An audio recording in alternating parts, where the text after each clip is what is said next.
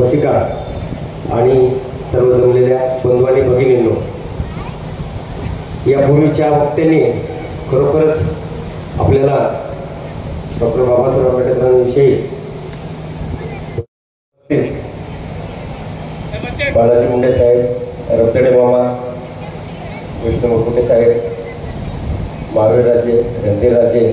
जयवीर राजे, जे काही